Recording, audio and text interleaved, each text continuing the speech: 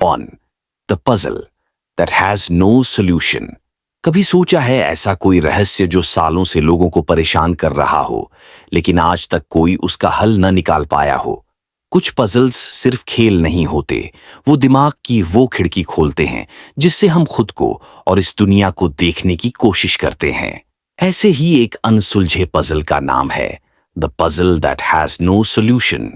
ये सिर्फ सवाल नहीं है, ये एक एहसास है कि शायद इस दुनिया में हर चीज का जवाब नहीं होता, और ये बात कहीं ना कहीं हमें अंदर से थोड़ा सा हिला देती है।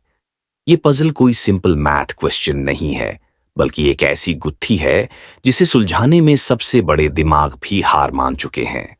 ये वो सवाल है जो हमारे लॉजिक को तोड़ता है और हमारी सोच को ऐसे मोड़ पर ले आता है जहां सब कुछ उल्टा पुल्टा लगने लगता है।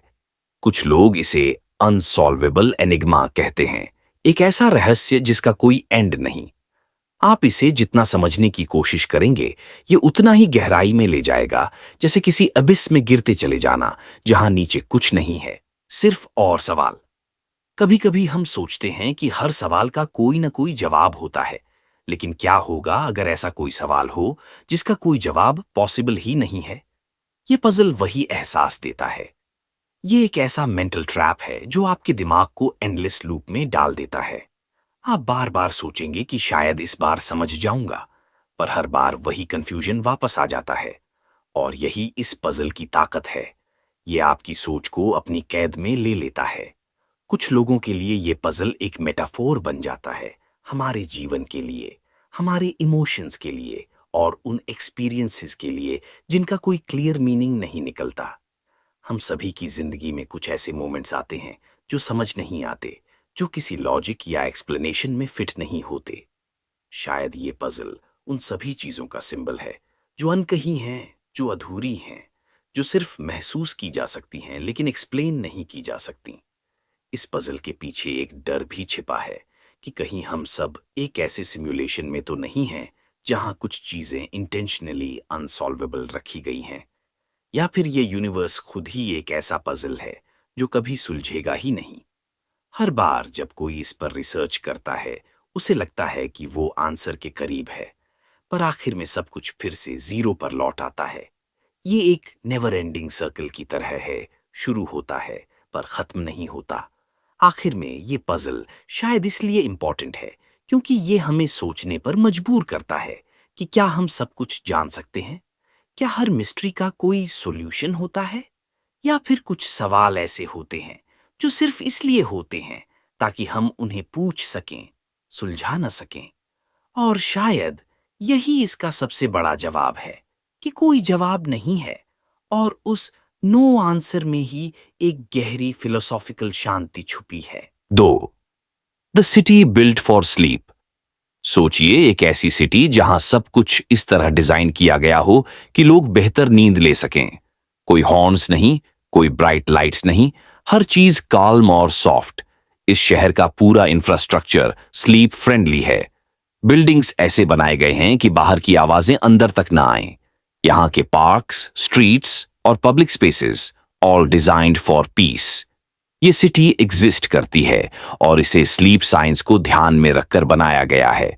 जब बाकी दुनिया प्रोडक्टिविटी पे फोकस करती है, ये शहर कहता है पहले आराम फिर काम। इस शहर में लोग रात 9 बजे के बाद अपनी लाइट्स डिम कर देते हैं। ब्लू लाइट कम से कम होती है और वार्म टोन्स को प्रमोट किया जाता है। हॉस्पिटल्स, ऑफिस, स्कूल, सबकी टाइमिंग्स इस तरह से सेट की गई हैं कि हर कोई अपनी सर्केडियन रिदम को फॉलो कर सके। यहां आपको वो हसल कल्चर वाली फीलिंग नहीं मिलेगी।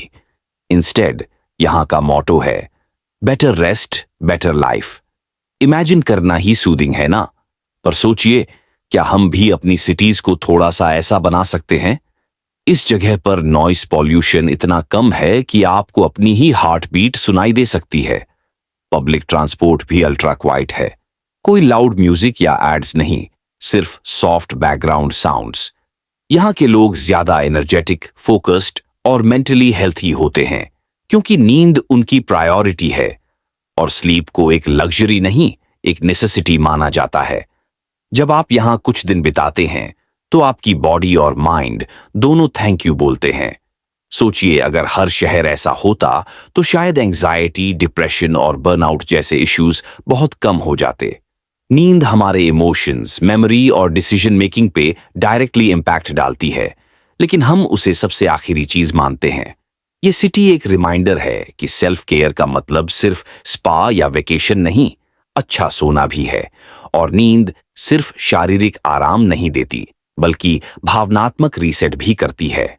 ये शहर हमें बताती है कि आर्किटेक्चर और लाइफस्टाइल कैसे मिलकर हमारी मेंटल हेल्थ इंप्रूव कर सकते हैं। जब हम एक ऐसी जगह पर रहते हैं जहां सब कुछ शांति के लिए डिजाइन किया गया हो, तो हम नेचुरली ज्यादा माइंडफुल, प्रेजेंट और कनेक्टेड महसूस करते हैं। शायद फ्यूचर में ज्यादा सिटीज इस कॉन्सेप्ट को अपनाएं, क्योंकि केओस से निकलकर काम में जीना आज के दौर की सबसे बड़ी लग्जरी बन चुका है। और जब आप इस सिटी से वापस अपनी रूटीन लाइफ में लौटते हैं, तो एक सवाल मन में आता है, क्या हम इस भागती दौड़ती दुनिया में भी थोड़ा स्लो और पीसफुल नहीं हो सकते? Maybe, just maybe, it's time to build our own little version of this city build for sleep in our homes, habits and hearts. तीसरा, कोई भी पढ़ न सकने वाला किताब। क्या आपने कभी ऐसा बुक देखा है जो दिखने में पूरी तरह असली लगे पर उसे कोई पढ़ न सके? वॉयनिच मैन्युस्क्रिप्ट एक ऐसी किताब है जो पिछले 600 सालों से लोगों को कंफ्यूज कर रही है। इसमें अजीब सिंबल्स, स्ट्रेंज लैंग्वेज और अननोन प्लांट्स के स्केचेस हैं। ये बुक इतनी मिस्टीरियस है कि क्रिप्टोग्राफर्स, लिंग्विस्ट्स और हिस्टोरियंस कोई भी इसे डिकोड नहीं कर पाया, जैसे कोई एलियन डायरी हो। अब तक इसकी स्क्रिप्ट को कोई समझ नहीं पाया है। और सबसे अजीब बात, ये बुक रियल है और येल यूनिवर्सिटी में सुरक्षित रखी गई है। इस किताब की राइटिंग किसी नोन लैंग्वेज से मैच नहीं होती। कुछ रिसर्चर्स मानते हैं कि ये एक ओल्ड फॉरगॉटन लैंग्वेज है, तो कुछ कहते हैं कि ये सिर्फ एक इलैबोरेट जोक या आर्ट पीस है। लेकिन अगर ये सिर्फ मजाक होता तो इतने सालों तक लोग इसे डिकोड करने की कोशिश क्यों करते? कई लोगों का मानना है कि इसके अंदर किसी एंशिएंट नॉलेज या फॉरगॉटन साइंस का रहस्य छुपा है, शायद कुछ ऐसा जो हमें नहीं जानना चाहिए। इसके पेजेस में जो ड्राइंग्स हैं वो भी और कंफ्यूजिंग बनाते हैं। कुछ प्लांट्स ऐसे हैं जो कहीं एग्जिस्ट नहीं करते, कुछ फीमेल फिगर्स पानी जैसी चीज में तैर रही हैं, और कुछ डायग्राम्स ऐसे लगते हैं जैसे किसी अदर डायमेंशन के मैप्स हों। ये बुक एक सपना लगती है जिसमें कोई लॉजिक नहीं, पर फिर भी कुछ मीनिंग छुपा हुआ लगता है। और शायद इसी ने इसे इतना आइकॉनिक बना दिया है। वॉयनिच मैन्युस्क्रिप्ट का नाम आया था 1912 में, जब विल्फ्रेड वॉयनिच ने इसे खरीदा। तब से लेकर अब तक इस पर काउंटलेस रिसर्च पेपर्स, डॉक्यूमेंटरीज और कंस्पिरेसी थ्योरीज बन चुकी हैं। लेकिन आंसर किसी के पास नहीं है। कुछ एआई मॉडल्स ने भी ट्राई किया इसे समझने का, पर रिजल्ट हमेशा इनकंक्लूसिव रहा। ये एक ऐसी किताब बन चुकी है जो अपनी अनरीडेबिलिटी से फेमस है। ये किताब सिर्फ एक पजल नहीं, एक फिलोसॉफिकल मिरर भी है, जो हमें दिखाती है कि इंसानी क्यूरियोसिटी की कोई लिमिट नहीं है। हम उन चीजों को समझने की कोशिश करते हैं जिन्हें शायद समझा नहीं जा सकता, और इस प्रोसेस में हम अपने ही दिमाग की बाउंड्रीज को टेस्ट करते हैं। इस किताब ने सैकड़ों लोगों की जिंदगियों को बदल दिया, सिर्फ इसलिए क्योंकि वो जानना चाहते थे इसमें लिखा क्या है। आखिर में वॉयनिच मैन्युस्क्रिप्ट हमें ये सिखाती है कि नॉलेज सिर्फ फैक्ट्स में नहीं होती, वो मिस्ट्री में भी होती है। और शायद हर आंसर इंपॉर्टेंट नहीं होता, कुछ क्वेश्चंस बस इसलिए होते हैं ताकि हम उन्हें चेस कर सकें, भले ही उनके जवाब कभी न मिले। और यही उस किताब की सबसे बड़ी ताकत है, the machine that predicted death. कभी सुना है ऐसी मशीन के बारे में जो मौत प्रिडिक्ट कर सकती हो? साउंड्स लाइक साई-फाई, लेकिन 27 साल में एक डॉक्टर ने ऐसी डिवाइस बनाई थी जिसका नाम था क्रोनोविजोर। माना जाता है कि यह मशीन किसी भी व्यक्ति का आखिरी पल देख सकती थी। इसके पीछे थ्योरी ये थी कि हर इंसान की बॉडी एक स्पेसिफिक इलेक्ट्रोमैग्नेटिक सिग्नेचर छोड़ती है, और उस पैटर्न को ट्रेस करके उसकी डेथ का मोमेंट देखा जा सकता है। अब सोचिए, अगर ऐसा सच में पॉसिबल हो तो। इस मशीन के बारे में बहुत कम लोग जानते हैं, क्योंकि इसे वेटिकन में अलेजेडली छुपा दिया गया था। कुछ लोग कहते हैं कि ये एक होक्स था, तो कुछ का मानना है कि दुनिया को इससे दूर रखा गया ताकि केओस न मचे। सोचिए, अगर आपको एडवांस में पता चल जाए कि आपकी मौत कब और कैसे होने वाली है, तो आपकी लाइफ कैसी हो जाएगी? पीसफुल या और ज्यादा स्कैरी? कुछ साइंटिस्ट्स ने इसे पशु साइंस कहा, लेकिन कुछ ने माना कि इस कॉन्सेप्ट में कुछ डेप्थ है। हम ऑलरेडी जानते हैं कि ब्रेन और बॉडी कुछ सेकंड्स पहले सर्टेन सिग्नल्स देने लगते हैं जब कोई इंसान डेथ के क्लोज होता है। तो अगर कोई एडवांस्ड टेक इन सिग्नल्स को डिटेक्ट कर ले, तो थियोरेटिकली ये आइडिया नामुमकिन नहीं है। हालांकि ऐसा कोई डिवाइस आज तक प्रूफ नहीं हो पाया, लेकिन इमेजिनेशन में इसकी जगह पक्की है। अब सोचिए, अगर ये मशीन आपके हाथ में हो तो आप क्या करेंगे? क्या आप जानना चाहेंगे अपना अंतिम मोमेंट, या आप चाहेंगे कि जिंदगी उसी मिस्ट्री के साथ चलती रहे? कई लोग कहेंगे कि वो ये जानकर बेटर डिसीजंस लेंगे, कुछ कहेंगे ये जानना जिंदगी को बोरिंग बना देगा। शायद सच्चाई ये है कि हम जानना तो चाहते हैं, लेकिन सच सुनने की हिम्मत नहीं रखते। ये डिस्कवरी हमें एक डीपर थॉट देती है कि इंसान की सबसे बड़ी क्यूरियोसिटी उसकी ओन मॉर्टैलिटी है। चाहे हम कितने भी बिजी हों, कहीं ना कहीं माइंड के एक कॉर्नर में हम सब सोचते हैं, मेरा आखिरी दिन कैसा होगा? और यही क्यूरियोसिटी हमें ऐसे मशीन्स बनाने की तरफ खींचती है। शायद वो मशीन कभी रियल ना हो, लेकिन उसका आइडिया कभी मरता नहीं। आखिर में ये मशीन सिर्फ एक टूल नहीं थी, वो इंसानी डर, उम्मीद और इमेजिनेशन का सिंबल बन गई। हम शायद कभी किसी की डेथ एक्यूरेटली प्रिडिक्ट न कर सकें, लेकिन ये सोचना कि कोई मशीन ऐसा कर सकती है, ये खुद में एक रिमाइंडर है कि हम कितनी लिमिटेड और प्रेशियस जिंदगी जी रहे हैं। 5.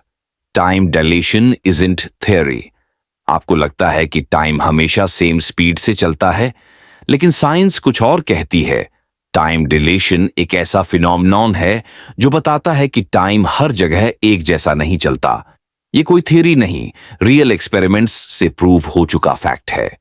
जब कोई ऑब्जेक्ट बहुत फास्ट मूव करता है, नियर लाइट स्पीड पर, तो उसके लिए टाइम स्लो हो जाता है। मतलब अगर आप स्पेस में सुपर फास्ट स्पेसशिप में ट्रैवल करें, तो जमीन पर ईयर्स निकल जाएंगे और आपके लिए सिर्फ कुछ घंटे। आइंस्टाइन ने यह कॉन्सेप्ट अपनी थ्योरी ऑफ रिलेटिविटी में एक्सप्लेन किया था, और ये सिर्फ थ्योरी नहीं रही, रियल वर्ल्ड में इसे वेरीफाई किया जा चुका है। 1971 में की गई हाफ एलिकेटिंग एक्सपेरिमेंट में एटॉमिक क्लॉक्स को एयरप्लेन्स पर ले जाया गया और ग्राउंड क्लॉक्स से कंपेयर किया गया। रिजल्ट? दोनों में स्लाइट डिफरेंस था, मीनिंग टाइम ने अलग बिहेव किया। अब सोचिए, अगर हम ऐसे ही फास्ट मूविंग क्राफ्ट्स फ्यूचर में बना सकें, तो लिटरल टाइम ट्रैवल पॉसिबल हो सकता है। टाइम डायलेशन सिर्फ स्पीड की वजह से नहीं, ग्रेविटी की वजह से भी होता है। जितनी ज्यादा ग्रेविटी, उतना स्लो टाइम चलता है। ब्लैक होल्स के पास टाइम इतना स्लो हो जाता है कि वहां एक सेकंड आपके लिए सालों के बराबर हो सकता है।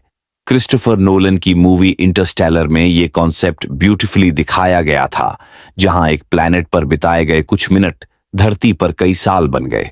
साइंस फिक्शन जैसा लगता है, पर यह रियल फिजिक्स है। अब इमेजिन कीजिए, कोई एस्ट्रोनॉट जो एक सुपर हाई स्पीड जर्नी पर गया है, वो वापस लौटता है और उसे पता चलता है कि उसकी फैमिली की जनरेशंस बदल चुकी हैं। फॉर हिम मे बी सिर्फ कुछ महीनों की ट्रिप थी, बट अर्थ पर डेकेड्स बीत चुके हैं। ये सोचकर ही माइंड बेंड हो जाता है कि टाइम को हम हमेशा एक कांस्टेंट मानते आए हैं, पर वो ऐसा नहीं है।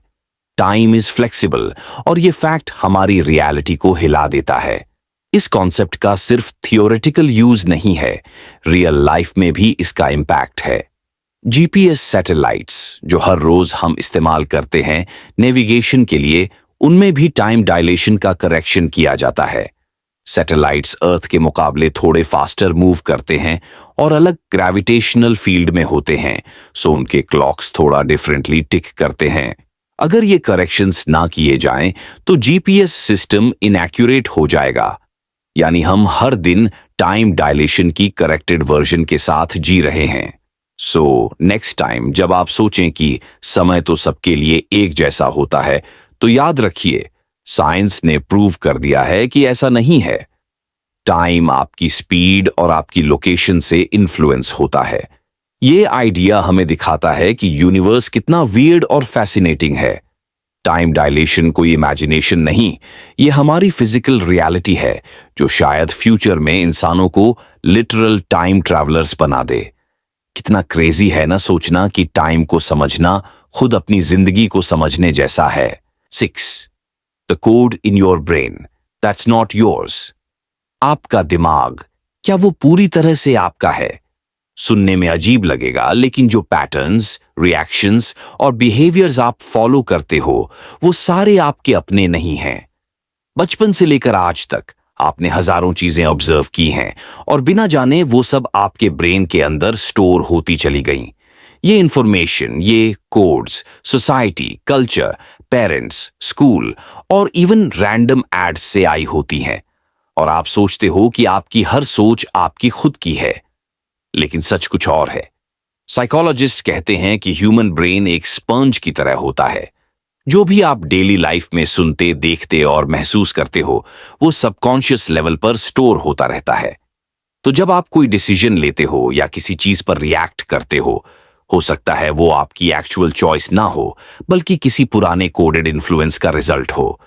जैसे किसी सॉन्ग को पसंद करना क्योंकि वो बचपन में सुना था, इवन इफ वो अच्छा नहीं भी है।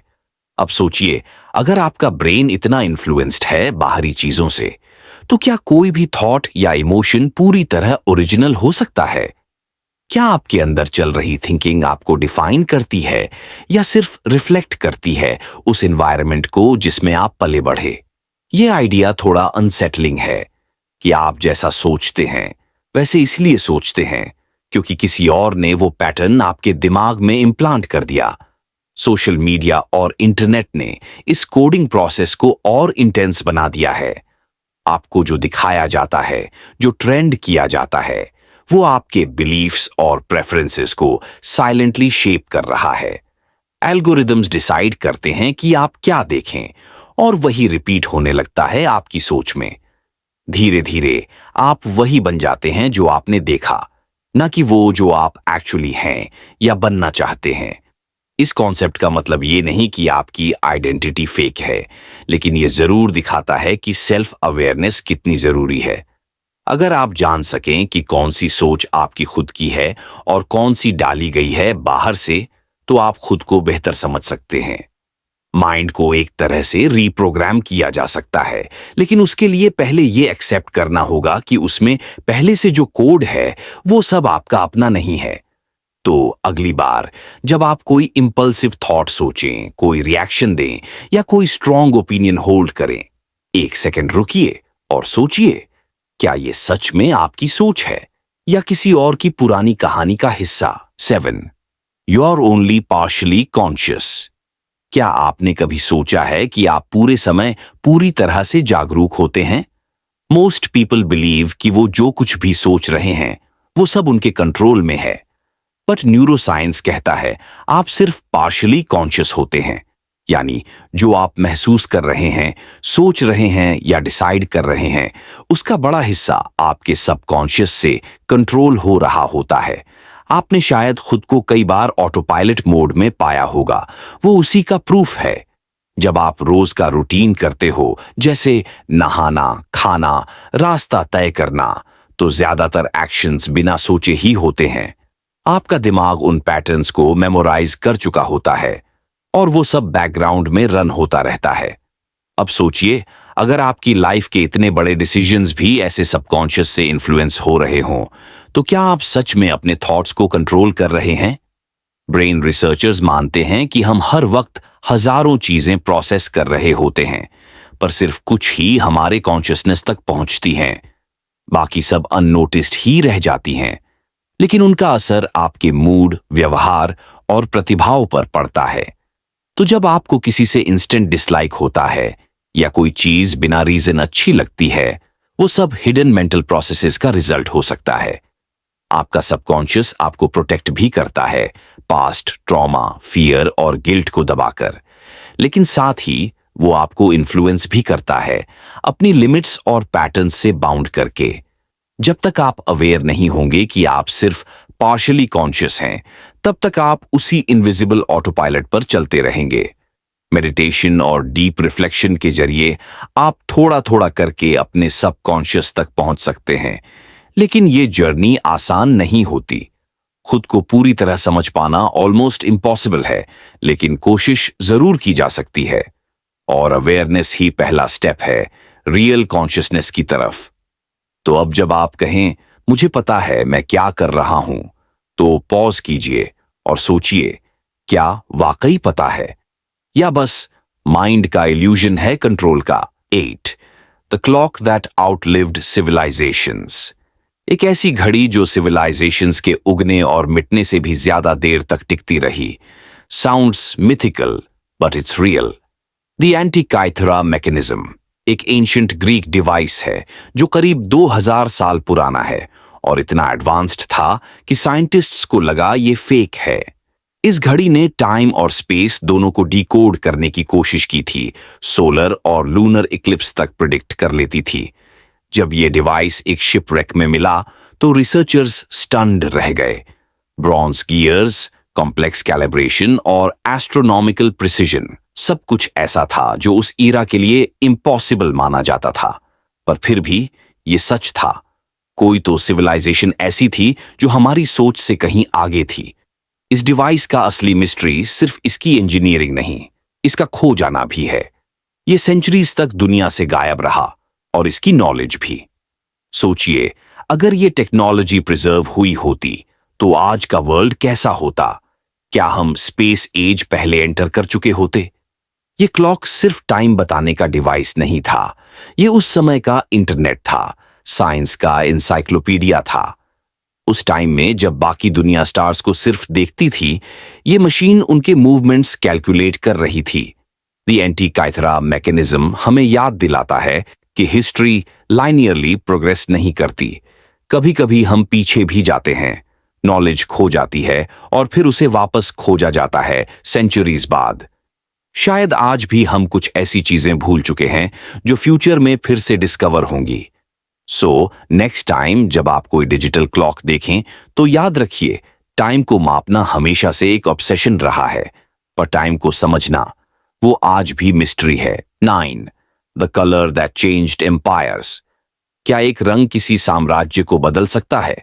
हिस्ट्री कहती है हां, बिल्कुल। पर्पल कलर, जो आज आपको स्टाइलिश लग सकता है, कभी इतना रेयर और कॉस्टली था कि सिर्फ किंग्स और एम्परर्स ही पहन सकते थे। टीरियन पर्पल एक ऐसा डाई था जो सिर्फ रेयर सी स्नेल्स से निकलता था, इतना रेयर कि एक ग्राम कलर बनाने के लिए हजारों स्नेल्स की जरूरत पड़ती थी। इस कलर को पहनना एक स्टेटस सिंबल बन गया था। रोमन एम्परर्स इसे एक्सक्लूसिव रखते थे, आम इंसान के लिए ये फॉरबिडन था। अगर किसी ने गलती से भी इसे पहन लिया तो सजा मिलती थी। पर जैसे जैसे सिंथेटिक डाइज इन्वेंट हुए, ये कलर सबके लिए एक्सेसिबल हो गया और उसका रॉयल स्टेटस भी खत्म हो गया। सोचिए, एक रंग जो कभी पावर का सिंबल था, आज बच्चों की क्रेयॉन्स में मिलता है। इससे हमें पता चलता है कि वैल्यू किस चीज की नहीं, परसेप्शन की होती है। कलर सिर्फ एस्थेटिक नहीं होते, वो पॉलिटिक्स, क्लास और आइडेंटिटी का हिस्सा होते हैं। और पर्पल इसका सबसे बड़ा एग्जाम्पल है। एक टाइम था जब पर्पल ने लिटरली एम्पायर्स की पॉलिटिक्स बदल दी थी। आज हम कलर्स को कैजुअली देखते हैं, पर हिस्ट्री में हर रंग की एक कहानी है और कुछ कलर्स ऐसे हैं जो पूरी दुनिया की डायरेक्शन बदल सकते हैं। 10 the sound of the universe. आपने कभी सोचा है यूनिवर्स की अपनी साउंड कैसी होगी? स्पेस को हम साइलेंट मानते हैं, लेकिन रियलिटी ये है कि स्पेस वाइब्रेट्स और वाइब्रेशंस ही साउंड की सोल होती है। नासा ने कुछ ऐसे टूल्स बनाए हैं जो इलेक्ट्रोमैग्नेटिक वेव्स को साउंड में ट्रांसलेट करते हैं, और जो साउंड सामने आया वो हिप्नोटिक और टेरिफाइंग दोनों था। यूनिवर्स की ये वॉइस हमें बताती है कि स्पेस सिर्फ खाली नहीं है, वो अलाइव है। प्लैनेट्स, स्टार्स, ब्लैक होल्स, ये सब वाइब्रेट करते हैं अपने अपने सिग्नेचर साउंड के साथ। यूनिवर्स लिटरली हम करता है और वो हम हमारे अंदर तक गूंजता है। जब साइंटिस्ट्स ने अर्थ के मैग्नेटिक फील्ड की साउंड रिकॉर्ड की तो वो एक ईरी सिम्फनी की तरह थी, एक ऐसा साउंड ट्रैक जो हमेशा बजता रहता है पर हमें सुनाई नहीं देता। ये सोचकर ही चिल्स आते हैं कि यूनिवर्स इतना नॉइज क्रिएट करता है फिर भी हमें वो सुनाई नहीं देता। साउंड वेव्स एयर की वजह से सुनाई देती है और स्पेस में एयर नहीं होती, लेकिन फ्रीक्वेंसीज और वाइब्रेशंस को ट्रांसलेट करके हम उन्हें सुन सकते हैं। वो साउंड किसी हॉरर मूवी की तरह होती है, एलियन, लेकिन mesmerising. The sound of the universe एक रिमाइंडर है कि हम एक साइलेंट वॉइड में नहीं हैं, हम एक सिम्फोनिक कॉस्मोस में हैं और शायद एक दिन हम वो हार्मनी समझ पाएंगे। 11th, the jam experiment. क्या आपने कभी सोचा है कि इंसान की जिंदगी भी उस जैम जार जैसे हो सकती है जिसमें चीजें बहुत जल्दी भर जाती हैं? द जैम एक्सपेरिमेंट ने इस थॉट को चैलेंज किया है। एक साइकोलॉजिस्ट ने एक्सपेरिमेंट किया जिसमें उन्होंने बहुत सारी ऑप्शंस दी, अलग अलग फ्लेवर्स की जैम, और किसी भी ऑप्शन को चूज करने में देर कर दी। दिस एक्सपेरिमेंट प्रूव्ड कि ज्यादा ऑप्शंस मिलने से हमें डिसीजन मेकिंग प्रोसेस में कॉम्प्लिकेशन होती है। जब हमारे पास बहुत ज्यादा चॉइसेस होती हैं तो हम पूरी तरह से किसी चीज पर फोकस नहीं कर पाते। हम सोचने लगते हैं कि कहीं और कोई बेटर ऑप्शन तो नहीं होगा। ये सोच सिर्फ हमें डिसीजन लेने में रुकावट डालती है और ये सोच आपके हर रोज के लाइफ चॉइसेस पर भी असर डाल सकती है, जैसे कि क्या खाना खाएं, क्या पहने, क्या करें। इस एक्सपेरिमेंट से ये भी पता चला कि जब ऑप्शंस लिमिटेड होते हैं तो हम ज्यादा कॉन्फिडेंट होते हैं और जल्दी डिसीजंस ले पाते हैं। इससे हमें समय भी बचता है और ज्यादा क्लैरिटी मिलती है। कभी आपने सोचा है कि हमारे जीवन में जितने ज्यादा चॉइसेस होते हैं उतनी ही ज्यादा एंजाइटी और स्ट्रेस बढ़ जाती है? ये एक पैराडॉक्स है। ज्यादा ऑप्शंस होने के बावजूद हम सेटिस्फाइड नहीं होते। जैम एक्सपेरिमेंट में भी यही हुआ। लोगों ने जितनी ज्यादा जैम्स देखी उतना ही मुश्किल उन्हें लगता था चूज करना। इस तरह की डिसीजन पैरालिसिस हर किसी के साथ हो सकती है, चाहे वो डेली लाइफ के स्मॉल डिसीजंस हो या फिर बड़े और कॉम्प्लेक्स लाइफ डिसीजंस। आजकल के टाइम में जहां हमें हर चीज के इन्फिनिट ऑप्शंस मिलते हैं, हम ज्यादा कंफ्यूज्ड होते जाते हैं और कभी-कभी वो सिंपल डिसीजन भी नहीं ले पाते जो हम नॉर्मली लेते थे। इस एक्सपेरिमेंट का सीधा सा लेसन ये है कि कभी-कभी कम ही ज्यादा है। हमारी जिंदगी में बहुत सारी चीजों को ज्यादा कॉम्प्लिकेटेड करने की जरूरत नहीं है। छोटे सरल ऑप्शंस रखना ज्यादा इफेक्टिव हो सकता है। ये सेम कॉन्सेप्ट हम अपने डिसीजंस, वर्क और इवन रिलेशनशिप्स में अप्लाई कर सकते हैं। Sometimes narrowing down the choices is the key to clarity. अगर आप अपनी लाइफ में कंफ्यूजन और स्ट्रेस कम करना चाहते हैं तो कभी-कभी अपने ऑप्शंस को लिमिट करें। देखें कि आप किस चीज पर ज्यादा ध्यान दे सकते हैं और क्या कुछ छोड़ सकते हैं। इससे आपके डिसीजंस ज्यादा फोकस्ड और सेटिस्फाइंग होंगे। आखिरकार यह एक्सपेरिमेंट हमें यह बताता है कि सिंप्लिसिटी को अपनाना और कॉम्प्लेक्सिटी से बचना हमें ज्यादा पीस और सेटिस्फैक्शन दे सकता है। 12. Your name changes how you think. क्या आपने कभी सोचा है कि आपका नाम आपके सोचने के तरीके को बदल सकता है? यह एक ऐसा विषय है जिस पर बहुत से शोध हुए हैं। कई बार हम अपने नाम को सिर्फ एक पहचान मानते हैं, लेकिन क्या अगर ये हमारी सोच और व्यवहार को प्रभावित करता हो? एक अध्ययन में ये सामने आया था कि अगर आपका नाम किसी खास संस्कृति या देश से जुड़ा है तो उस संस्कृति के गुण और लक्षण आपके अंदर विकसित हो सकते हैं। जैसे अगर आपका नाम किसी साहसी व्यक्तित्व से जुड़ा है तो हो सकता है कि आप भी अपने जीवन में साहसिक निर्णय लें। आपका नाम सिर्फ एक शब्द नहीं होता, बल्कि यह आपकी मानसिकता को भी आकार दे सकता है। एक अध्ययन में यह पाया गया था कि जिन लोगों के नाम सामान्य होते हैं उनका आत्मविश्वास अधिक होता है।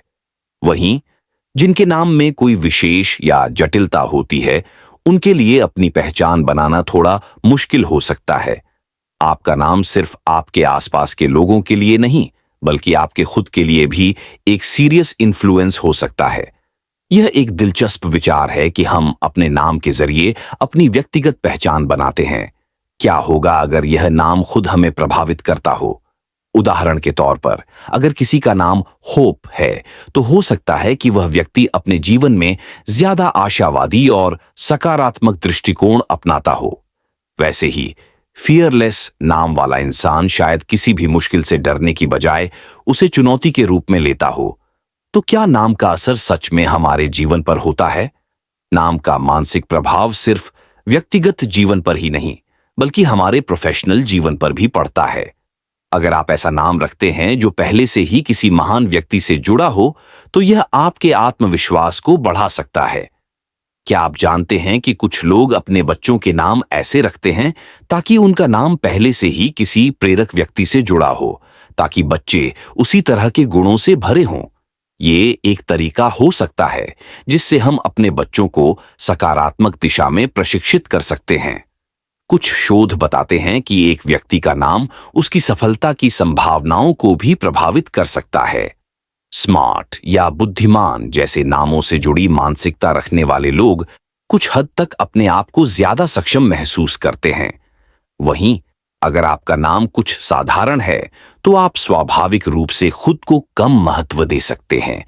इस तरह के प्रभाव से न केवल हमारा आत्मविश्वास प्रभावित होता है, बल्कि हमारी कार्य शक्ति और फैसले लेने की क्षमता भी प्रभावित होती है। अंत में यह कहा जा सकता है कि नाम सिर्फ एक पहचान नहीं, बल्कि एक मानसिक रूप से शक्तिशाली उपकरण हो सकता है। भले ही हम इसे हल्के में लेते हों, लेकिन हमारे नाम की उत्पत्ति, उसकी ध्वनि और हमारे आसपास के लोगों की अपेक्षाएं हमें प्रभावित करती हैं। तो अगली बार जब आप अपने नाम के बारे में सोचें, तो याद रखें कि यह आपके सोचने के तरीके को कैसे प्रभावित करता है और क्या यह आपको किसी खास दिशा में प्रेरित कर रहा है। 13. Plants can hear water. क्या आपने कभी सोचा है कि पौधे पानी को सुन सकते हैं? हाँ, ये सच है। वैज्ञानिकों ने पाया है कि पौधे केवल ध्वनि को महसूस नहीं करते, बल्कि वे पानी के रिसाव की आवाज को भी सुन सकते हैं। कुछ शोधों के मुताबिक जब पौधे पानी के पास होते हैं तो वे उस आवाज से प्रतिक्रिया करते हैं जैसे कि उनकी जड़ों में पानी की उपस्थिति का संकेत मिलता हो। यह रहस्य कभी समझा नहीं गया, लेकिन इस विचार ने पौधों की दुनिया को एक नई दिशा दी है। क्या ये सोचकर हमें यह मानने की जरूरत नहीं है कि पौधे हमारे आसपास के वातावरण को कितनी सूक्ष्मता से महसूस करते हैं? पानी की आवाज सुनने का ये तरीका पौधों को अपने जल स्रोत के बारे में बताता है। यदि कोई पौधा पानी की आवाज सुनता है तो वह अपनी जड़ों को उस दिशा में बढ़ा सकता है जिससे उसे पानी मिल सके। ये एक तरह का जैविक संवेदनशीलता है जो उन्हें अपने जीवन के लिए जरूरी संसाधन को खोजने में मदद करता है। यह पूरी प्रक्रिया हमारे लिए इतनी सामान्य सी लगती है, लेकिन पौधों के लिए यह जीवन मरण का सवाल हो सकता है। अब सोचिए, अगर पौधे पानी को सुन सकते हैं तो क्या वे अन्य प्राकृतिक ध्वनियों को भी महसूस करते होंगे? इस अविश्वसनीय खोज ने यह सवाल उठाया है कि क्या पौधों का संवेदनशीलता हमारे सोचने के तरीके से कहीं अधिक जटिल है। एक शोध के दौरान यह पता चला कि कुछ पौधे जल ध्वनियों के प्रति इतना सटीक जवाब देते हैं कि वे उनके आसपास के पानी का स्रोत तक पहुंचने के लिए जड़ों को उस दिशा में मोड़ सकते हैं। यह जीवन और मृत्यु के बीच का अंतर हो सकता है, क्योंकि पौधों को हमेशा जल के स्रोत की आवश्यकता होती है। इस प्रकार की क्षमता को हम कैसे समझ सकते हैं जब हम खुद अपने आसपास के छोटे से बदलाव को भी महसूस नहीं कर पाते? ऐसा भी कहा जाता है कि ये पौधे न केवल पानी की आवाज सुनते हैं, बल्कि वे अन्य ध्वनियों से भी प्रभावित हो सकते हैं। मसलन कुछ पौधे इंसानों के कदमों या जानवरों के मूवमेंट को महसूस कर सकते हैं। क्या यह संकेत है कि पौधे किसी न किसी तरीके से अपने वातावरण को और भी अधिक समझते हैं? यह पूरी सोच हमारे लिए एक जटिल समस्या हो सकती है, क्योंकि हम इस बात को सही से समझ नहीं पाते कि वे कैसे इस तरह की संवेदनाओं से गुजरते हैं। आप सोच सकते हैं कि अगर पौधे पानी की आवाज सुन सकते हैं तो क्या वे अन्य प्राकृतिक ध्वनियों को भी महसूस करते हैं, जैसे कि हवा की गति, अन्य जीवों की ध्वनियां या शायद पानी के स्रोत के आसपास का परिवेश? इन सब का प्रभाव पौधों पर पड़ता है और वे उनके आधार पर अपनी स्थिति बदलते हैं।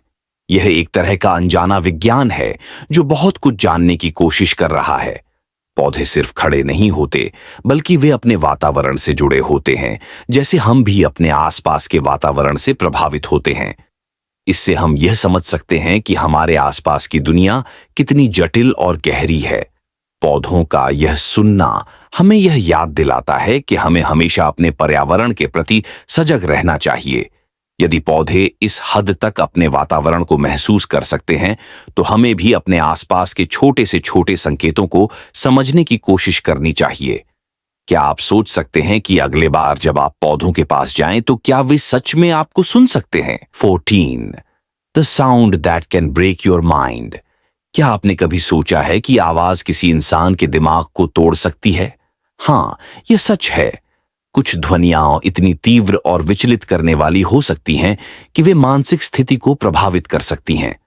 वैज्ञानिकों ने पाया है कि कुछ विशिष्ट आवृत्तियां हमारे मस्तिष्क पर गहरे प्रभाव डाल सकती हैं, जो मानसिक थकावट, तनाव और कभी-कभी मानसिक असंतुलन का कारण बन सकती है। जब हम किसी बहुत तीव्र आवाज के संपर्क में आते हैं, तो वह सीधे हमारे तंत्रिका तंत्र पर असर डाल सकती है। यह ऐसा ही है जैसे कि हमारे दिमाग पर एक दबाव हो।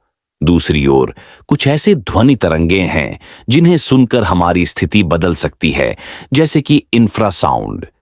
ये ध्वनियां इतनी निम्न आवृत्ति की होती हैं कि हम इन्हें सुन नहीं पाते, लेकिन हमारे शरीर में इनका असर महसूस होता है। जब हम इन ध्वनियों के संपर्क में आते हैं, तो हमारे शरीर में डर, घबराहट और कभी-कभी सिर दर्द जैसी स्थितियां उत्पन्न हो सकती हैं। यह प्रभाव इतना गहरा हो सकता है कि यह हमारे मानसिक स्वास्थ्य को प्रभावित कर सकता है। क्या कभी आपने ऐसा महसूस किया है जब अचानक से कोई डरावनी आवाज सुनकर आपका दिल तेजी से धड़कने लगे? इंफ्रासाउंड के प्रभाव को ध्यान में रखते हुए यह साफ है कि हमारी सोच और हमारी मानसिक स्थिति भी इन ध्वनियों से प्रभावित हो सकती है। बहुत से शोधों ने यह साबित किया है कि जब हम कुछ विशेष आवृत्तियों को सुनते हैं, तो हमारी मानसिक स्थिति में बदलाव आता है। क्या यह हमारे अस्तित्व को और अधिक पेचीदा नहीं बना देता? क्या यह नहीं हो सकता कि हमारे आसपास की ध्वनियां हमें इस हद तक प्रभावित करती हैं कि हम पूरी तरह से असहज महसूस करने लगते हैं, लेकिन हमें इसका एहसास भी नहीं होता? इसके अलावा मानसिक असंतुलन को बढ़ाने वाली ध्वनियां वो हैं जो हमारे दिमाग की बारीक प्रक्रियाओं को बाधित करती है। यह कभी-कभी एक भ्रम का कारण बन सकती है और हमें यह महसूस होता है कि हमारी सोच सही नहीं हो रही है।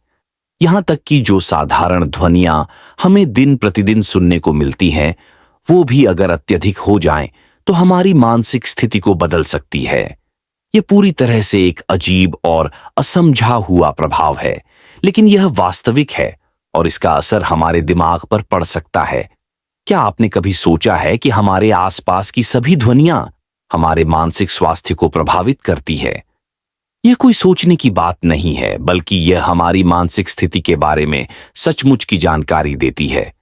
हमारे लिए हर आवाज के पीछे एक कहानी हो सकती है, चाहे वह एक सुखद या डरावनी आवाज हो। हमारा दिमाग इन आवाजों को उसी तरह से प्रोसेस करता है जैसे हम किसी अनुभव से गुजरते हैं।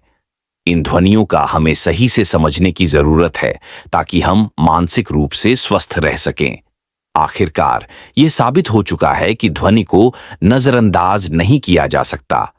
यह एक शक्तिशाली तत्व है जो हमारी मानसिक स्थिति और शरीर दोनों को प्रभावित कर सकता है। इस बारे में अधिक जानने से हम यह समझ सकते हैं कि हमें अपनी मानसिक स्थिति को सही बनाए रखने के लिए अपने आसपास की ध्वनियों को नियंत्रित करना चाहिए। क्या आप तैयार हैं अपनी मानसिक स्थिति को समझने और ध्वनियों के असर को महसूस करने के लिए? 15. You were born with 200+ more bones. क्या आपने कभी सोचा है कि हमारे शरीर में जन्म के समय 200 से भी ज्यादा हड्डियां होती हैं? जी हां, यह सच है। नवजात शिशु के शरीर में लगभग 270 हड्डियां होती हैं। हालांकि जैसे जैसे हम बड़े होते जाते हैं, कुछ हड्डियां आपस में जुड़ जाती हैं और अंत में जीवन के अंत तक हमारे शरीर में करीब 206 हड्डियां रह जाती हैं। यह प्रक्रिया हमारे विकास के एक अहम हिस्से के रूप में काम करती है। ये हड्डियां शुरुआती दिनों में अधिक लचीली होती हैं, जिससे शरीर की गति और आकार में बदलाव आसानी से हो पाता है। यहां तक कि हमारी रीढ़ की हड्डी में भी शुरुआत में अलग अलग हड्डियां होती हैं, जो बाद में आपस में मिलकर केवल 24 हड्डियां बनाती हैं। एक और दिलचस्प तथ्य यह है कि जब हम छोटे होते हैं तो हमारी हड्डियां ज्यादा मुलायम होती हैं और बाद में धीरे धीरे कठोर हो जाती हैं। इस प्रक्रिया के दौरान हड्डियां अपने आकार में बदलाव करती हैं और वे शरीर की संरचना को मजबूत बनाती हैं। क्या कभी आपने सोचा है कि इन हड्डियों का हमारे शरीर में इतना महत्वपूर्ण काम कैसे हो सकता है? हमारे शरीर में कुछ हड्डियां जन्म के बाद अलग अलग समय पर विकसित होती हैं, जैसे कि हमारी खोपड़ी की हड्डियां जो जन्म के समय पूरी तरह से विकसित नहीं होती। ये हड्डियां कुछ महीनों या सालों में आपस में जुड़ जाती हैं, जिससे सिर की संरचना मजबूत होती है।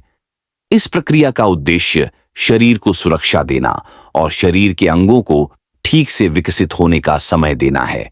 शायद यही वजह है कि हमारी हड्डियां इतनी लचीली होती हैं जब हम छोटे होते हैं, ताकि हम बिना किसी परेशानी के बढ़ सकें। जब आप बड़े होते हो तो इन हड्डियों के जुड़ने की प्रक्रिया रुक जाती है और फिर शरीर पूरी तरह से स्थिर हो जाता है। अब हमारे पास 206 हड्डियां हैं जो हमारी संरचना को मजबूती और स्थिरता प्रदान करती हैं। लेकिन क्या आपने कभी सोचा है कि अगर हम उन 200 से अधिक हड्डियों के साथ पैदा होते तो हमारा शरीर कैसे दिखता? क्या यह और भी ज्यादा लचीला या कमजोर होता? शायद हम हर समय किसी नई स्थिति में होते, या शायद हमारी शारीरिक क्षमता कुछ अलग होती। इस प्रक्रिया का एक और महत्वपूर्ण पहलू यह है कि हमारी हड्डियां हमारी उम्र और शरीर के विकास के साथ खुद को ढालने की क्षमता रखती है। जैसे जैसे हम बड़े होते हैं, हड्डियां अपनी संरचना और आकार को इस तरह बदलती हैं कि शरीर के लिए वह अधिक प्रभावी बन जाए। और यही कारण है कि हम बड़े होते हुए विभिन्न प्रकार के शारीरिक बदलाव महसूस करते हैं, चाहे वह शरीर में बढ़ी हुई ताकत हो या फिर शरीर के आकार में बदलाव। क्या आपने कभी सोचा है कि हमारे शरीर में होने वाले यह छोटे बदलाव, जो शुरू में हमें समझ में नहीं आते, कितना बड़ा असर डाल सकते हैं?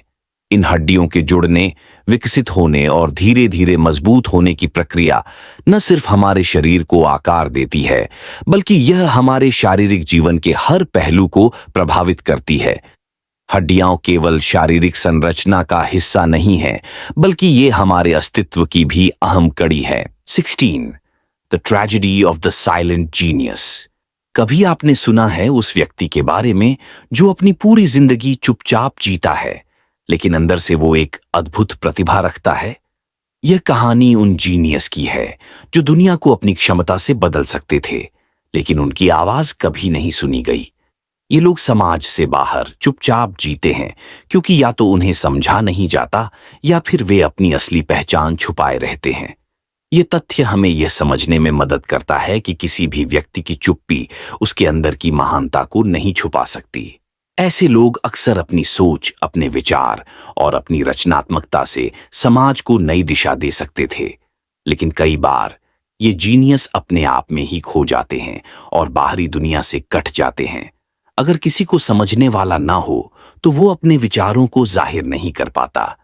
यही वह बिंदु है जहां एक गहरी पीड़ा पैदा होती है, क्योंकि हमें लगता है कि समाज ने उन प्रतिभाओं को नकारा है जो सच में दुनिया को बदल सकती थीं। और यही चुप्पी एक तरह से दर्द और संघर्ष बन जाती है। हमारे आसपास हमेशा ऐसे लोग होते हैं जो अपनी कड़ी मेहनत, अपने विचारों और अपनी असाधारण क्षमताओं से समाज में बदलाव ला सकते थे, परंतु वो अपनी चुप्पी के कारण कभी अपनी पहचान नहीं बना पाते। अगर हम ऐसे लोगों को समझने की कोशिश करें तो शायद हम उन जीनियस का योगदान देख पाएंगे जो हमारे समाज में अनजाने ही महत्वपूर्ण बदलाव लाने के लिए खड़े होते हैं। उनकी महानता सिर्फ शब्दों में नहीं, बल्कि उनके काम और उनके विचारों में छिपी होती है। लेकिन सबसे बड़ा दुख यह है कि ऐसे लोग अक्सर अपनी पहचान के साथ जीते हैं, लेकिन उन्हें कभी वो सराहना नहीं मिलती जो वे हकदार होते हैं। उनका दर्द यह है कि उनके पास दुनिया को बदलने के लिए समाधान हो सकता था, लेकिन चुप्पी के कारण वो अपनी पूरी क्षमता का इस्तेमाल नहीं कर पाते। यह त्रासदी तब और बढ़ जाती है जब हम समझते हैं कि उनके पास समाज को बेहतर बनाने के इतने साधन थे, लेकिन कोई भी उस जीनियस को पहचान नहीं सका। कभी कभी यह भी हो सकता है कि ये जीनियस अपनी चुप्पी की वजह से अपनी असली पहचान को ही भूल जाएं। उनका मस्तिष्क, जो एक विशाल विचारों से भरा होता है, शायद खुद को उस संसार से पूरी तरह से कट कर लेता है जहां उसे अपनी प्रतिभा दिखाने का अवसर मिल सकता था। और इस तरह यह चुप्पी एक दुखद और गहरी यात्रा बन जाती है, जिसमें यह प्रतिभा अनकही रह जाती है और कभी भी वह पूरी तरह से दुनिया से नहीं जुड़ पाती। यह हमें यह सिखाता है कि हमें अपनी आवाज और विचारों को साझा करना चाहिए। समाज में हम कभी नहीं जानते कि किसकी चुप्पी के पीछे एक गहरी और महत्वपूर्ण सोच छिपी हो। इसलिए हम सभी को यह समझने की कोशिश करनी चाहिए कि एक व्यक्ति की चुप्पी उसके अंदर के जीनियस को दबा सकती है, लेकिन अगर हम साथ मिलकर एक दूसरे को समझें तो हम उन प्रतिभाओं को बाहर ला सकते हैं जो समाज के लिए लाभकारी हो सकती हैं। 17. The map that lied to you. कभी ऐसा हुआ है कि तुम किसी जगह पर जा रहे हो और तुम सोचते हो कि तुम सही रास्ते पर हो, पर फिर अचानक पता चलता है कि तुम कहीं और पहुंच गए हो। ये वही समस्या है जो हम सबके साथ कभी ना कभी हो चुकी है। मापने का तरीका, जैसे मैप्स, एक अजीब सा यकीन पैदा करते हैं। हम मान लेते हैं कि जो दिख रहा है वही सही है, लेकिन असलियत ये है कि ये नक्शे भी अपनी जगह पर झूठ बोल सकते हैं। हम जो सोचते हैं कि हम देख रहे हैं वो कभी पूरी सच्चाई नहीं हो सकता। नक्शे हमें केवल एक मार्ग दिखाते हैं, लेकिन क्या तुमने कभी सोचा है कि इस नक्शे में कितने बदलाव हो सकते हैं? कभी कभी नक्शे वो नहीं दिखाते जो सच में हमारे सामने होता है। ऐसे में हम गलत रास्ते पर चल पड़ते हैं, क्योंकि हम मान लेते हैं कि नक्शा जो बता रहा है वही सही है। क्या तुमने कभी यह महसूस किया है कि तुम किसी ऐसे जगह पर पहुंच गए हो जो नक्शे में नहीं है? यही वो झूठ है जो नक्शे हमें दिखाते हैं और हम बिना सोचे समझे उसे सही मान लेते हैं। असल में नक्शे कभी भी पूरे सच को नहीं दिखा सकते। हम जिस जगह पर होते हैं वो पूरी तरह से नक्शे पर सही नहीं हो सकता। कई बार तो नक्शे हमारे आसपास की चीजों को नजरअंदाज कर देते हैं और हम उस पर पूरी तरह से विश्वास कर लेते हैं।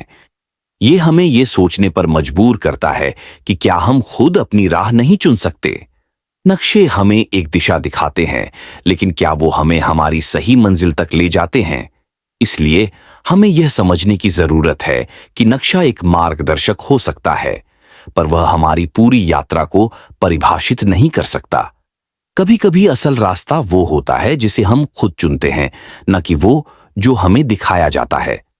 हमें नक्शे से ज्यादा अपने अनुभवों पर ध्यान देना चाहिए, क्योंकि नक्शे सिर्फ एक तस्वीर होते हैं, लेकिन हमारी यात्रा असली होती है और असली रास्ता हमेशा नक्शे से अलग हो सकता है। इससे यह भी समझ आता है कि हम अपनी जिंदगी में अक्सर झूठे नक्शों पर चलते हैं जो हमें सही दिशा नहीं दिखा पाते।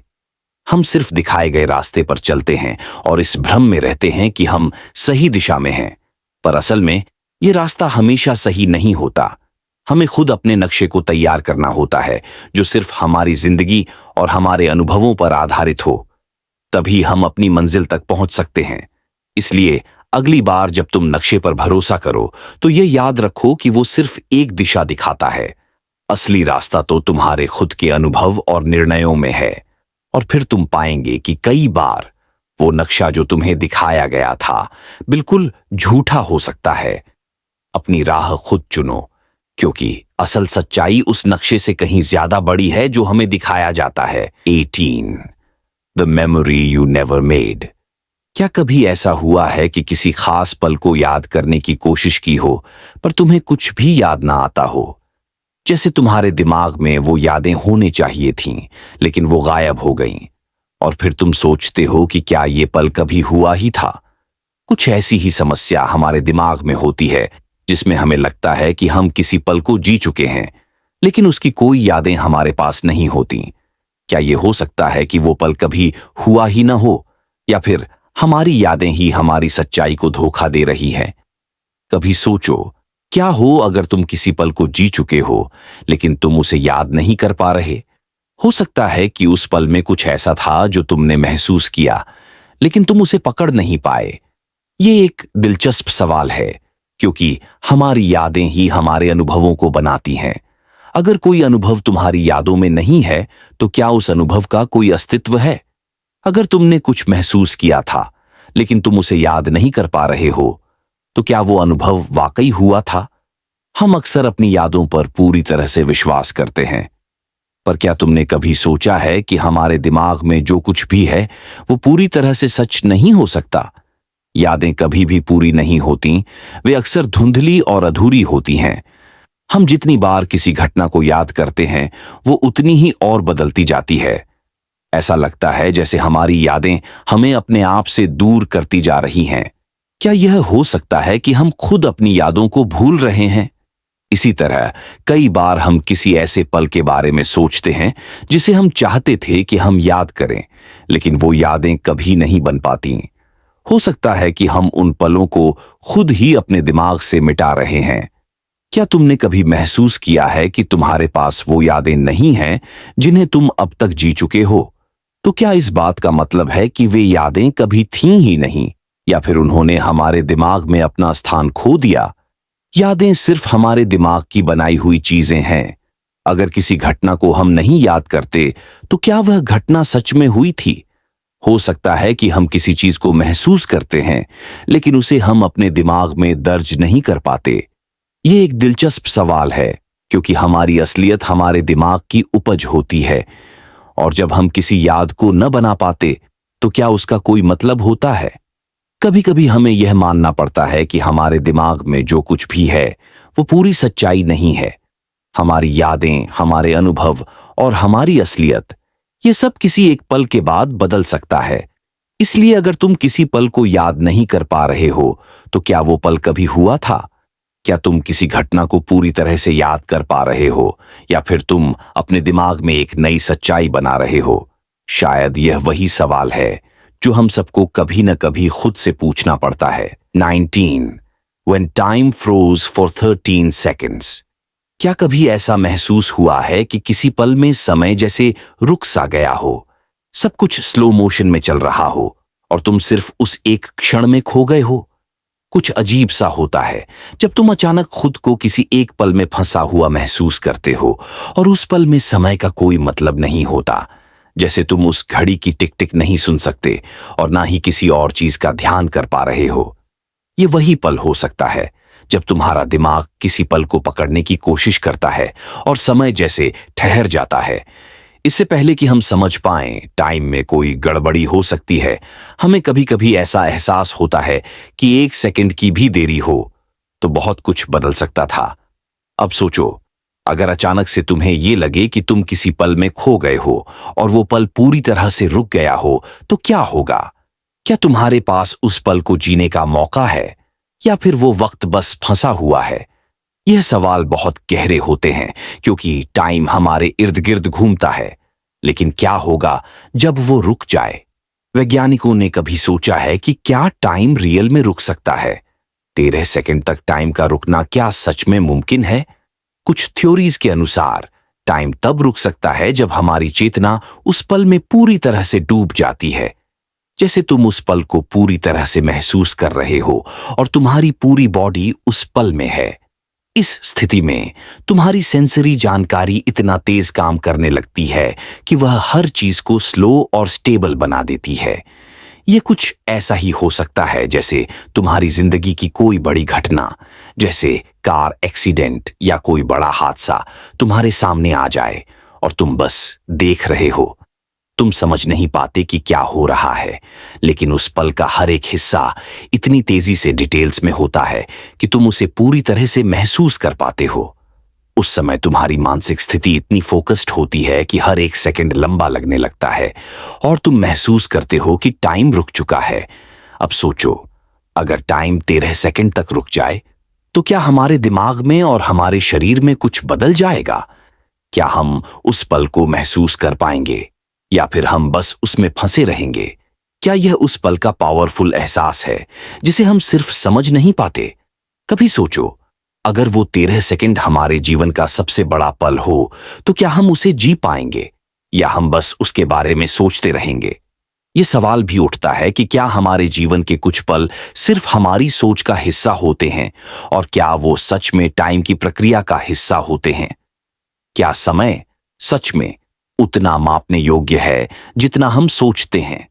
और अगर समय कभी रुक जाए तो क्या हमारे अनुभव भी रुक जाएंगे या हम फिर भी उन अनुभवों को महसूस कर पाएंगे? 20. How a whisper can move the sun. क्या कभी सोचा है कि एक हल्की सी फुसफुसाहट भी कुछ बहुत बड़ा असर डाल सकती है? ऐसा लगता है कि एक साधारण आवाज जो हम रोज सुनते हैं वह इतनी शक्तिशाली हो सकती है कि वह सूरज तक को हिला दे। विज्ञान में इसे साउंड वेव्स कहा जाता है, जो हवा में फैलती हैं और किसी भी वस्तु को महसूस करवा सकती है। कुछ शोध बताते हैं कि आवाज की फ्रीक्वेंसी इतनी तेज होती है कि वह आकाश में भी अपनी मौजूदगी दर्ज करवा सकती है, और अगर वही आवाज सूरज के पास पहुंच जाए तो उसका असर भी महसूस किया जा सकता है। अब सोचो, अगर एक हल्का सा विस्पर भी इतनी ताकत रखता हो तो क्या हमारी आवाज सच में इतनी महत्वपूर्ण हो सकती है? जब हम किसी से बात करते हैं या किसी को अपनी राय बताते हैं तो क्या हम समझ पाते हैं कि हमारी आवाज का असर कितना दूर जा सकता है?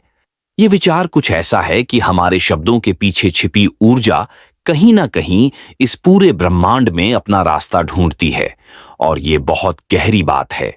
कुछ वैज्ञानिक मानते हैं कि जब हम किसी चीज के बारे में बोलते हैं या किसी को प्रभावित करने की कोशिश करते हैं तो हम उस बातचीत के जरिए एक वाइब्रेशन उत्पन्न करते हैं।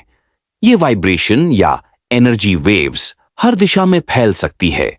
जैसे एक छोटे से बटुए की रिपल पानी में फैलती है, वैसे ही हमारे शब्द और विचार भी ब्रह्मांड की किसी कोने तक पहुंच सकते हैं। जब यह फ्रीक्वेंसी सूरज जैसे विशाल तारे के पास पहुंचती है तो वह असर कर सकती है। ये थोड़ा अजीब सा लग सकता है, लेकिन सोचो, अगर हमारी छोटी सी आवाज ब्रह्मांड के हर कोने में अपनी मौजूदगी दर्ज करा सकती है तो क्या हम सच में समझते हैं कि हमारी आवाज कितनी पावरफुल है?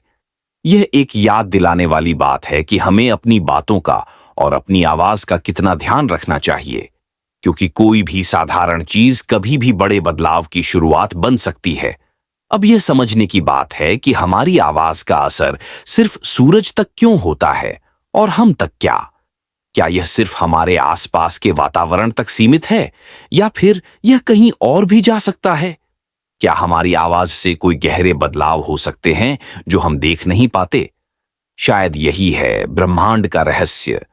छोटी छोटी बातें जो बड़ी चीजों में बदल सकती हैं, और हम ये कभी समझ नहीं पाते कि क्या वह असर हमारे जीवन पर हो सकता है। कभी सोचा है कि क्या हम किसी को विस्पर करने से किसी और की दुनिया बदल सकते हैं? हमारी आवाज का एक छोटा सा इन्फ्लुएंस इस पूरी दुनिया में दूर तक फैल सकता है, और यह हमें समझने की जरूरत है कि शायद हमारी सोच और बातचीत का ब्रह्मांड पर असर पड़ सकता है। आवाज तो बस एक शुरुआत है, लेकिन हमें देखना होगा कि वह कहां तक जा सकती है और इसका क्या असर हो सकता है। 21. The brain that knew it was dead. कभी आपने सोचा है कि जब हमारा दिमाग मरने की कगार पर होता है तो वह क्या महसूस करता है? मान लीजिए आपका शरीर तो बिल्कुल ठीक है, लेकिन आपका दिमाग जानता है कि उसका समय आ चुका है। क्या वह डरता है? क्या उसे एहसास होता है कि अब कोई वापसी नहीं हो सकती? कुछ न्यूरोलॉजिस्ट का मानना है कि मरे हुए दिमाग में कुछ समय तक हलचल बनी रहती है और वह जानता है कि उसका कार्य खत्म हो चुका है। ये सोचने की बात है कि शरीर के बिना दिमाग सिर्फ सोचने की प्रक्रिया में कैसे चलता है। जब हम मौत के बारे में सोचते हैं तो हमारी कल्पनाएं अक्सर शरीर के बारे में होती हैं, जैसे कि दिल रुक जाता है या शरीर ठंडा हो जाता है। लेकिन कभी सोचा है कि दिमाग खुद को कैसे देखता है? क्या वह यह जानता है कि अब वो कभी भी पूरी तरह से काम नहीं करेगा? कुछ मामलों में जब दिमाग को पता चलता है कि वह मरने वाला है तो वह एक आखिरी बार अपने आप को जिंदा रखने की कोशिश करता है, लेकिन यह महज एक शारीरिक प्रतिक्रिया होती है। हमने कई कहानियां सुनी हैं जिनमें लोग कहते हैं कि उन्होंने मौत के बाद भी कुछ अनुभव किए थे, जैसे कि प्रकाश की ओर बढ़ना या जीवन के दृश्यों का गुजरना। लेकिन क्या यह सिर्फ एक मानसिक कल्पना थी या फिर दिमाग सच में जानता था कि वह अब जीवित नहीं रहेगा?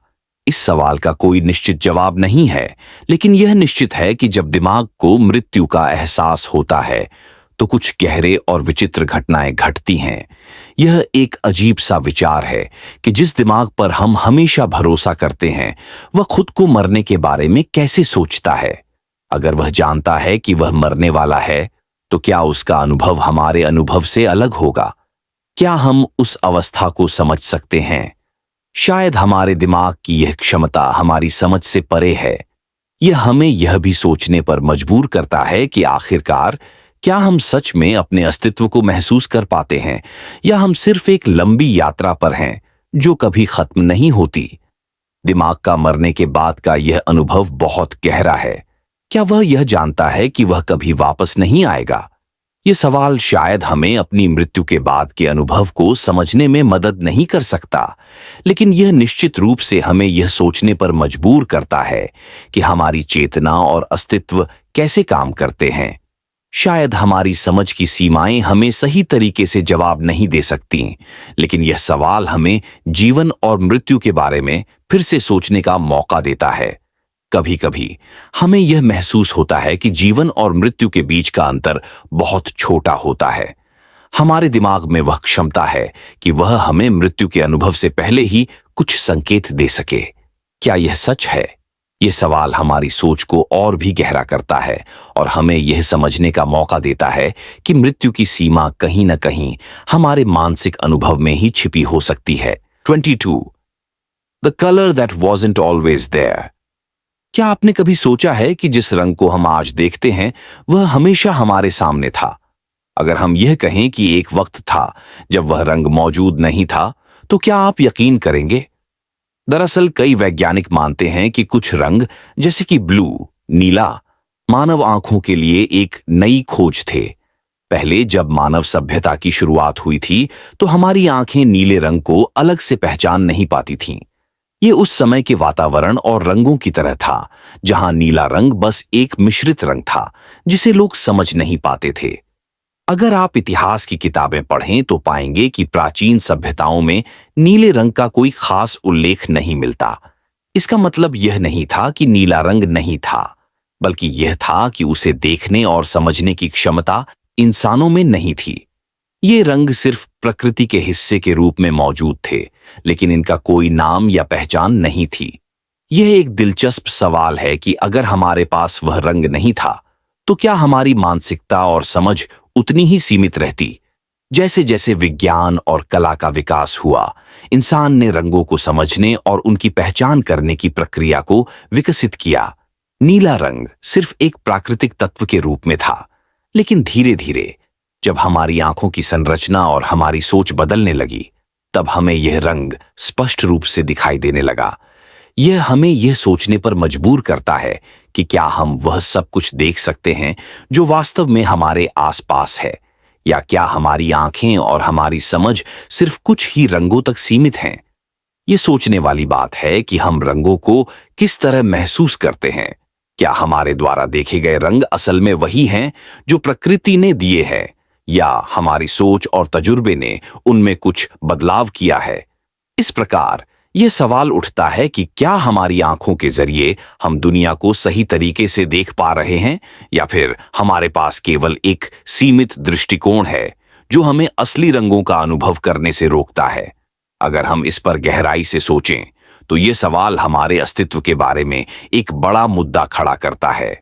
हम केवल वही देखते हैं जो हमारी आंखों को दिखाई देता है, लेकिन क्या यही वह सब है जो दुनिया में मौजूद है? अगर कुछ रंग हमारे लिए नहीं थे, तो क्या बाकी के रंग भी हमें पूरी तरह से समझ में आ रहे हैं? यह शायद हमारी इंद्रियों और हमारी सीमित समझ का हिस्सा है, जो हमें पूरी वास्तविकता देखने से रोकती है। इस विचार से हम यह समझ सकते हैं कि हमारे सामने जो भी चीजें हैं, वो हमारे अनुभवों, सोच और समझ के दायरे में बंधी हुई हैं। हम केवल वही देख सकते हैं जो हमारे दिमाग और इंद्रियों को समझने में सक्षम है। अगर हमें कभी एक नया रंग देखने का अनुभव होता है, तो यह हमें याद दिलाता है कि शायद हमारे आसपास की दुनिया में बहुत कुछ है जो हम अब तक पूरी तरह से समझ नहीं पाए हैं। 23rd, The languages that disappear every week. हर हफ्ते एक भाषा दुनिया से गायब हो जाती है। सुनने में शायद अजीब लगे, लेकिन यह सच है। दुनिया में हजारों भाषाएं थीं, पर अब हर 7वें दिन एक भाषा हमेशा के लिए खत्म हो जाती है। और जब एक भाषा मरती है तो सिर्फ शब्द नहीं मरते, उसके साथ मरते हैं भाव, संस्कृति, कहानियां और एक पूरे समाज का नजरिया। वो लोग जो उस भाषा में सोचते थे, महसूस करते थे, अब धीरे धीरे खामोश हो जाते हैं।